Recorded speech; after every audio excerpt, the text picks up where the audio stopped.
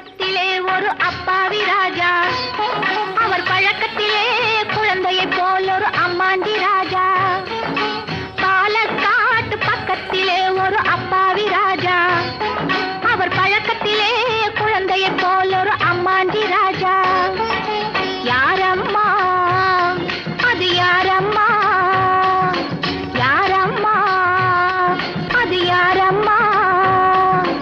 பாலக்காட்டு ராஜாவுக்கு ஒரு அப்பாவி ராணி, அவ சேலைக்கு